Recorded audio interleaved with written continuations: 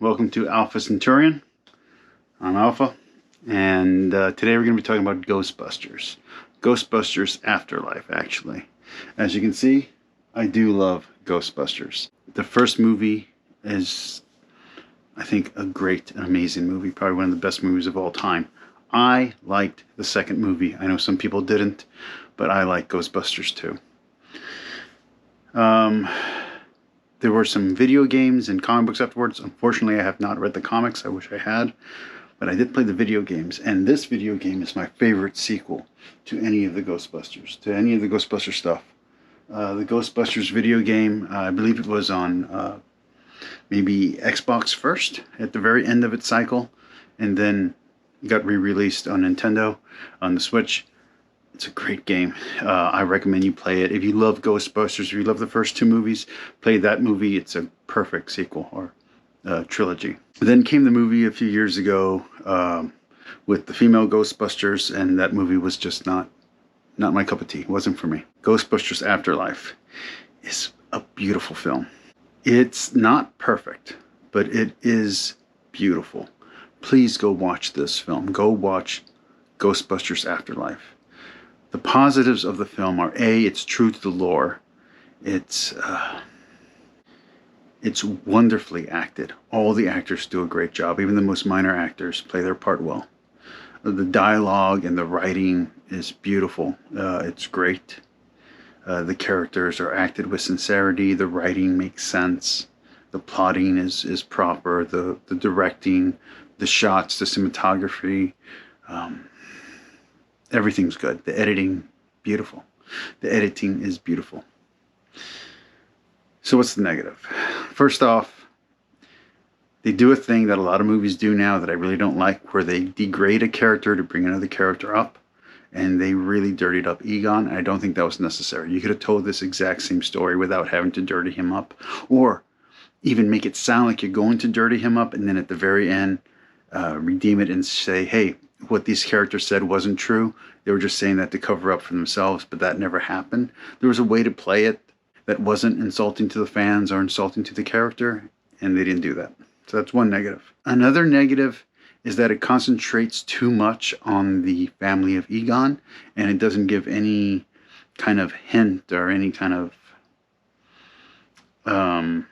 shout out to any of the families of any of the other Ghostbusters, unless we're going to just assume only Egon had kids and no one else did, which doesn't even make sense for the character. If anyone wasn't going to have kids, it would have been Egon. But that's it for the complaints. That's it, is that it dirties up one character that they don't need to dirty up, and it concentrates too much on one particular family, one particular aspect of the Ghostbusters universe.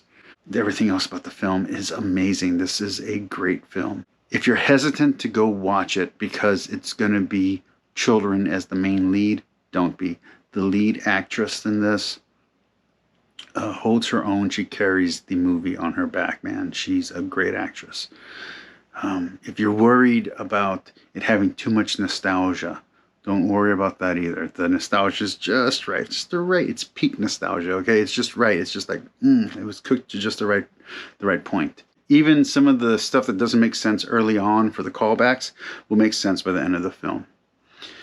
The last scene is beautiful. It's great. And then it cuts to one more scene that probably was unnecessary. And I think it should have cut to that scene, to the very last shot. A really, really beautiful thing that I wish had happened, that they made hints to, but they didn't, was to make everything else canonical. So to bring in the Ghostbusters Extreme, to bring in the Ghostbusters cartoon, to bring in maybe even the Ghostbusters comics, right? To bring in the Ghostbusters video game, which is supposed to be canon. Just bring all of that in and make it part of the official Ghostbuster universe in film, the in-film universe. That would have gone a long way for me. They go back there and they're like, they call up a character from maybe Ghostbusters Extreme. And they're like, hey, what happened? And they're like, well, we're going to start up Ghostbusters again. And do you want to be part of this? And of course, since that was a cartoon, they could have any actor or actress play any of the characters. I would prefer that they use they use an actress to kind of be like the lead from Extreme Ghostbusters, who was kind of a gothy female. Have her be the one, and have her be put together, and have her be like successful, and be like, yeah, of course I'll do this. I love Egon. Like, let's continue his legacy. Or have one of the Extreme Ghostbusters meet these new Ghostbusters. That would have been cool. Have Slimer be officially part of the team. Have him be a good guy. You know, get back to New York and have him be in the shop, and have him be like sad that he didn't get to see Egon one last time. Anything, man. Like, there was a bunch of callbacks that they could have done. It's a really good film. I really liked it. I'd give it a 4 out of 5. Go see Ghostbusters Afterlife.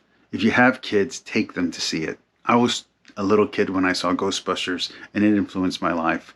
I researched ghosts. I wanted ghosts to be real. I went to the nonfiction section, and I spent a lot of my life learning about ghosts because I love Ghostbusters. So go see this movie. It's a love letter to the fans. It's a love letter to Harold Ramis. It's a love letter from a son to a father.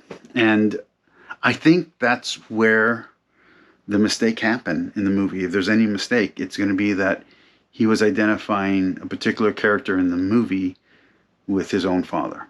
Because there's a lot of absentee dads in this film, and I think he was saying something to his dad instead of saying something to the audience.